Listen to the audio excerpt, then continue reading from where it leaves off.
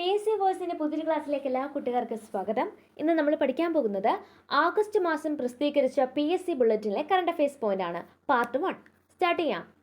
ആദ്യം കൊടുത്തിരിക്കുന്നത് Copa America football. Copa America ഫുട്ബോളിൽ ജേതാക്കളായത് അർജന്റീനയാണ്. ഫൈനലിൽ കൊളംബിയയെ 1-0 കീഴടക്കിയാണ് അർജന്റീന ചാമ്പ്യന്മാരായത്. ഇത് കോപ്പയിൽ അർജന്റീനയുടെ 16ാം കിരീടമാണ്. അപ്പോൾ 2024 നടന്ന കോപ്പ അമേരിക്ക ഫുട്ബോളിൽ ജേതാക്കളായത് അർജന്റീനയാണ്. കൊളംബിയയെ പരാജയപ്പെടുത്തി അർജന്റീന കോപ്പ അമേരിക്ക ഫുട്ബോൾ ജേതാക്കളായി.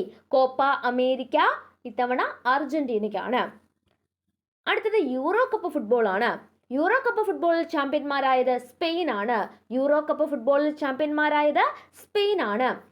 ഫൈനലിൽ ഇംഗ്ലണ്ടിനെ 2-0 തോൽപ്പിച്ചാണ് സ്പെയിൻ ജേതാക്കളായത്. സ്പെയിൻ യൂറോ കപ്പ് നേടുന്നത് 4ാം തവണയാണ്. അപ്പോൾ ഇത്തവണത്തെ യൂറോ കപ്പ് ഫുട്ബോളിൽ ജേതാക്കളായത് സ്പെയിൻ ആണ്. ഇംഗ്ലണ്ടിനെ പരാജയപ്പെടുത്തിയാണ് സ്പെയിൻ ചാമ്പ്യന്മാരായത്.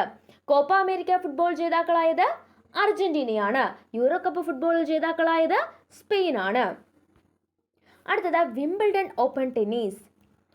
സ്പെയിനിന്റെ കാർലോസ് അൽക്കാരസ് ആണ് ഈ വർഷത്തെ പുരുഷ വിംബിൾഡൺ ഓപ്പൺ ടെന്നീസ് ജേതാവ്.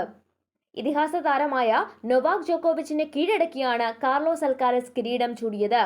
വിംബിൾഡൺ ഓപ്പൺ ടെന്നീസ് 2024 പുരുഷ സിംഗിൾസ് ജേതാവ് കാർലോസ് അൽക്കാരസ് ആണ്.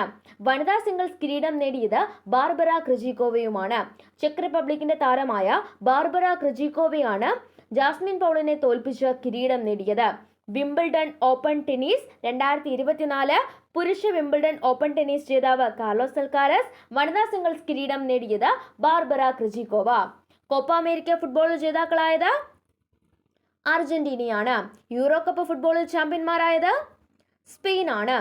വിംബിൾഡൺ പുരുഷ സിംഗിൾസ് കിരീടം നേടിയത് കാർലോസ് അൽക്കാരസ് ആണ്. വനിതാ സിംഗിൾസ് കിരീടം നേടിയത് ബാർബറ ക്രിജിക്കോവയാണ്. ഇത്രയും ക്ലിയർ ആയില്ലേ? അടുത്തത് സർക്കാർ ഓഫീസുകളിൽ ജോലിയിൽ സഹായിക്കാൻ കെൽട്രോൺ നിർമ്മിച്ച നിർമ്മിത ബുദ്ധി അധിഷ്ഠിത സോഫ്റ്റ്വെയർ ടൂളുകൾ ഏതെല്ലാം? സർക്കാർ ഓഫീസുകളിൽ ജോലിയിൽ സഹായിക്കാൻ വേണ്ടി കെൽട്രോൺ എന്ന് പറയുന്ന സ്ഥാപനം നിർമ്മിത ബുദ്ധി ഉപയോഗിച്ച് സോഫ്റ്റ്വെയർ ടൂളുകൾ ഡെവലപ്പ് ചെയ്തു. ആ സോഫ്റ്റ്വെയർ ടൂളിന്റെ പേരാണ് ഡിജി സ്മാർട്ടും കെല്ലിയും. ഡിജി സ്മാർട്ട് എന്ന് പറഞ്ഞാൽ ഈ സർക്കാരിന്റെ ഫയൽസ് എല്ലാം ഡിജിറ്റലൈസ് ചെയ്യാൻ വേണ്ടിയിട്ട് കൊണ്ടുവരുന്ന ഒരു ടൂളാണ് ഡിജി സ്മാർട്ട്. കെല്ലി എന്ന് പറഞ്ഞാൽ അതൊരു ആർട്ടിഫിഷ്യൽ ചാറ്റ് ബോട്ടാണ്. ആർട്ടിഫിഷ്യൽ ഇന്റലിജൻസ് ഉപയോഗിച്ച് പ്രവർത്തിക്കുന്ന ഒരു ചാറ്റ് ബോട്ടിന്റെ പേരാണ് കെല്ലി. ആൾക്കാരുടെ സംശയങ്ങളൊക്കെ മാറ്റിക്കൊടുക്കാൻ, ഡൗട്ട്സ് ഒക്കെ ക്ലിയർ ചെയ്യാൻ വേണ്ടിയിട്ടുള്ളൊരു ചാറ്റ് ബോട്ടാണ് കെല്ലി എന്ന് പറഞ്ഞാൽ. അപ്പോൾ കെൽട്രോൺ നിർമ്മിച്ച സോഫ്റ്റ്വെയർ ടൂളുകളാണ് ഇതെല്ലാം ഡിജി സ്മാർട്ടും കെല്ലിയും. സർക്കാർ ഓഫീസുകളിൽ ജോലിയിൽ സഹായിക്കാൻ വേണ്ടി കെൽട്രോൺ നിർമ്മിത ബുദ്ധിയിലൂടെ സൃഷ്ടിച്ച സോഫ്റ്റ്വെയർ ടൂളുകളാണ് ഡിജി സ്മാർട്ടും കെല്ലിയും. ഡിജി സ്മാർട്ട് ഫയൽസ് ഡിജിറ്റലൈസ് ചെയ്യാൻ, കെല്ലി എന്ന് പറയുന്നത് ആർട്ടിഫിഷ്യൽ ഇന്റലിജൻസ് അധിഷ്ഠിത ഒരു ചാറ്റ് ബോട്ടുമാണ്. മയക്കുമരുന്ന് വിൽപ്പനയും ഉപയോഗവും തടയാൻ നടപ്പാക്കുന്ന ഒരു പദ്ധതിയാണ് യോദ്ധാവ്. കേരള പോലീസാണ് ഈ പദ്ധതി നടപ്പിലാക്കുന്നത്.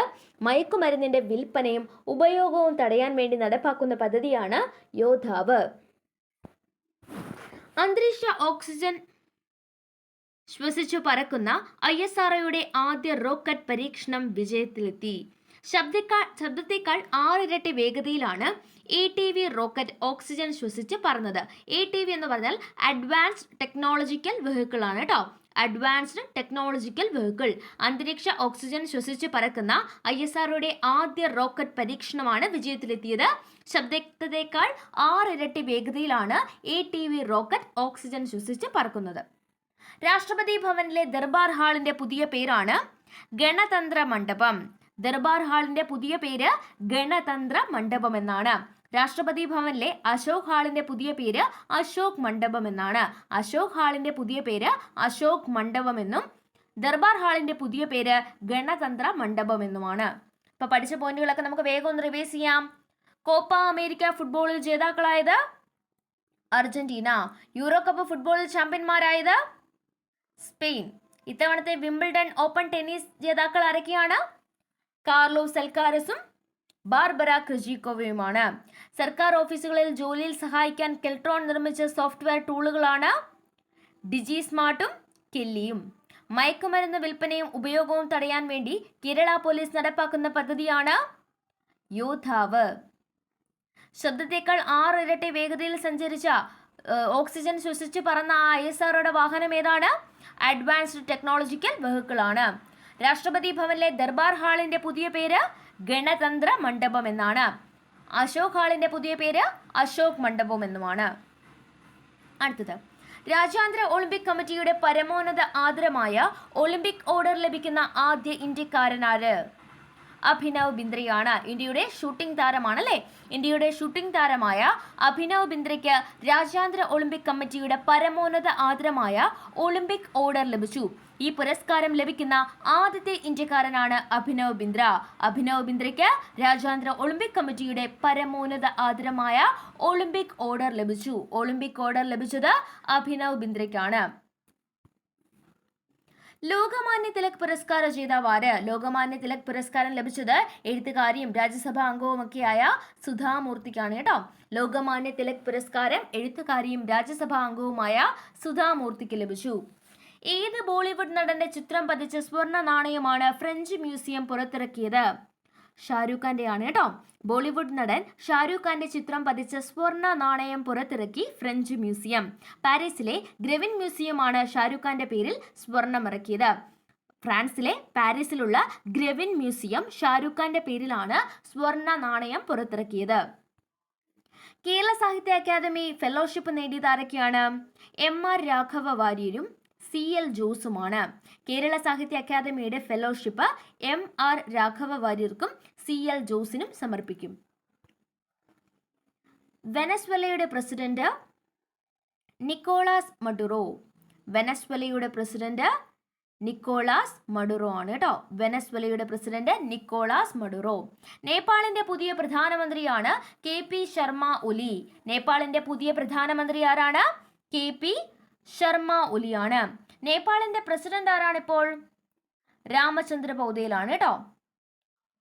നേപ്പാളിന്റെ പ്രസിഡന്റ് രാമചന്ദ്ര പൗതേലും നേപ്പാളിന്റെ പുതിയ പ്രധാനമന്ത്രി KP ശർമ്മ ഒലിയുമാണ്. KP ശർമ്മ ഒലി. വെനസ്വേലയുടെ പ്രസിഡന്റ് ആരാണ്? നിക്കോളാസ് മഡുറോ ആണ്. നേപ്പാളിന്റെ പ്രധാനമന്ത്രി KP ശർമ്മ ഒലി. ഇന്ത്യയുടെ പുതിയ വിദേശകാര്യ സെക്രട്ടറി വിക്രം മിശ്രിയാണ്.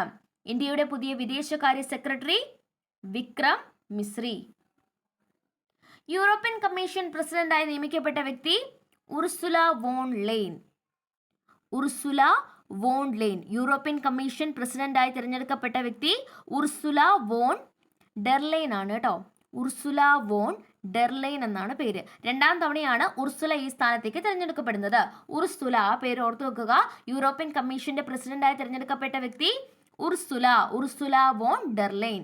അപ്പോൾ നമ്മൾ കുറച്ച് അപ്പോയിന്റ്മെന്റ്സ് ആണല്ലേ പഠിച്ചത്. വെനസ്വേലയുടെ പ്രസിഡന്റ് നിക്കോളാസ് മഡുറോ. നേപ്പാളിന്റെ പുതിയ പ്രധാനമന്ത്രി KP ശർമ്മ ഒലി. ഇന്ത്യയുടെ പുതിയ വിദേശകാര്യ secretary Vikram Misri. European commission president Ursula von der Leyen. അമേരിക്കയിലെ ഇന്ത്യൻ സ്ഥാനപതി ആര്? വിനയ് മോഹൻ ഖ്യാത്രയാണ്. അമേരിക്കയിലെ പുതിയ ഇന്ത്യൻ സ്ഥാനപതിയാണ് വിനയ് മോഹൻ ഖ്യാത്ര. തുടർച്ചയായി 7 തവണ കേന്ദ്ര ബജറ്റ് അവതരിപ്പിക്കുന്ന ധനമന്ത്രി എന്ന റെക്കോർഡ് സ്വന്തമാക്കിയത് നിർമ്മല സീതാരാമനാണ്. ഇന്ത്യയുടെ ധനമന്ത്രി ആരാണ്? നിർമ്മല സീതാരാമൻ അല്ലേ? ആ നിർമ്മല സീതാരാമന്റെ പേരിൽ ഒരു റെക്കോർഡുണ്ട്. തുടർച്ചയായി 7 തവണ കേന്ദ്ര ബജറ്റ് അവതരിപ്പിക്കുന്ന ധനമന്ത്രി എന്ന റെക്കോർഡാണ് നിർമ്മല സീതാരാമൻ സ്വന്തമാക്കിയത്. മുൻപ് ഈ റെക്കോർഡ് മൊറാർജി ദേശായിയുടെ പേരിലായിരുന്നു. 6 ബജറ്റ് അവതരണത്തിലൂടെ മൊറാർജി ദേശായിയുടെ പേരിൽ കിടന്ന റെക്കോർഡാണ് നിർമ്മല സീതാരാമൻ മറികടന്നത്. അവ തുടർച്ചയായി 7 തവണ കേന്ദ്ര ബജറ്റ് അവതരിപ്പിച്ച് റെക്കോർഡ് സ്വന്തമാക്കിയ ഇന്ത്യയുടെ ഇപ്പോഴത്തെ ധനമന്ത്രിയാണ് നിർമ്മല സീതാരാമൻ. ലോകായുക്ത. കേരളത്തിന്റെ ഇപ്പോഴത്തെ ലോകായുക്തയാണ് justice N Anilkumar. Kerala Lokayukta justice N Anilkumar ആണ്. പുതുച്ചേരിയിൽ ലഫ്റ്റനന്റ് ഗവർണറായി നിയമിതനായ മലയാളി. ഇമ്പോർട്ടൻ്റ് ആണ്, ചോദിക്കും. പുതുച്ചേരി ലഫ്റ്റനന്റ് ഗവർണറായ മലയാളിയുടെ പേരാണ് കൈലാസ് നാഥ്. പുതുച്ചേരി ലഫ്റ്റനന്റ് ഗവർണറായ മലയാളി കൈലാസ് നാഥ്. അപ്പോൾ കുറേ അപ്പോയിന്റ്മെന്റ്സ് നമ്മളിപ്പോൾ പറഞ്ഞല്ലേ, നമുക്ക് ഓർമ്മയുണ്ടോ എന്ന് നോക്കിയാലോ. നേപ്പാളിന്റെ പുതിയ പ്രധാനമന്ത്രിയുടെ പേരെന്താ? നേപ്പാളിലെ പ്രധാനമന്ത്രിയുടെ പേര് KP ശർമ്മ ഒലി എന്നാണ്. വെനസ്വേലയുടെ പ്രസിഡന്റ് ആരാണ്? നിക്കോളാസ് മഡുറോ ആണ്. ഇന്ത്യയുടെ പുതിയ വിദേശകാര്യ സെക്രട്ടറി വിക്രം മിശ്രി. അമേരിക്കയിലെ ഇന്ത്യൻ സ്ഥാനപതിയായത് വിനയ് മോഹൻ ഖ്യാത്ര. യൂറോപ്യൻ കമ്മീഷന്റെ പ്രസിഡന്റായി തിരഞ്ഞെടുക്കപ്പെട്ട വ്യക്തി ഉർസുല വോൺ ഡെർലെയിൻ. 2-3 തവണ കേട്ട് കഴിയുമ്പോൾ ക്ലിയർ ആയിട്ട് നമ്മൾ പഠിക്കും കേട്ടോ. 7 തവണ കേന്ദ്ര ബജറ്റ് അവതരിപ്പിച്ച റെക്കോർഡ് സ്വന്തമാക്കിയത് നിർമ്മല സീതാരാമനാണ്. Kerala Lokayukta justice N Anilkumar. പുതുച്ചേരിയുടെ ലഫ്റ്റനന്റ് ഗവർണറായ മലയാളി കൈലാസ് നാഥ്. ചൈനയുടെ ചാന്ദ്ര ദൗത്യം, ഇത് ഓൾറെഡി നമ്മൾ പറഞ്ഞതാണ്. ചൈനയുടെ ചാന്ദ്ര ദൗത്യത്തിന്റെ പേരാണ് ചാങ്ഇ 5 അല്ലേ.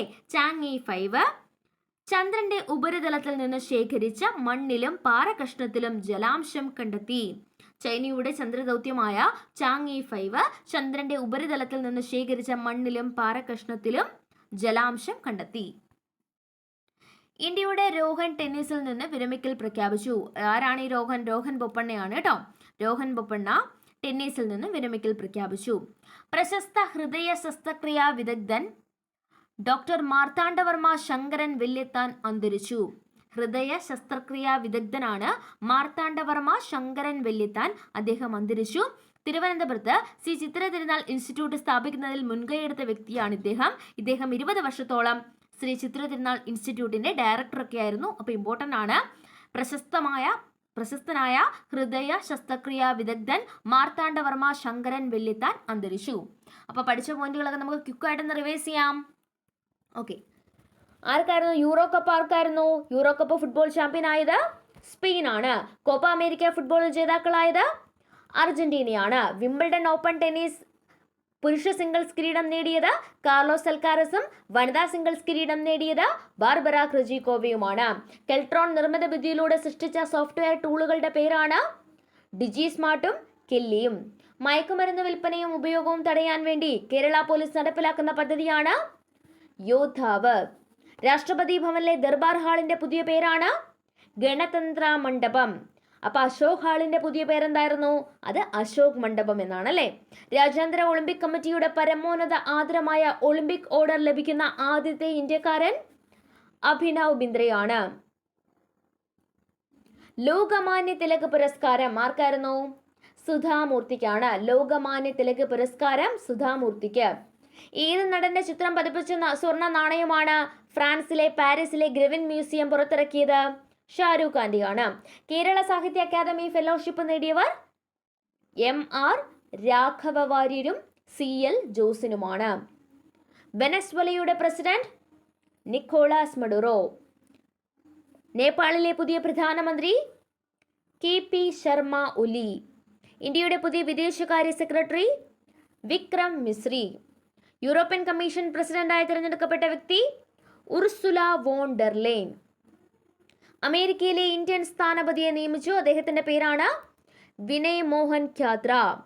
തുടർച്ചയായ 7 തവണ കേന്ദ്ര ബജറ്റ് അവതരിപ്പിച്ച് റെക്കോർഡ് സ്വന്തമാക്കിയത് നിർമ്മല സീതാരാമൻ.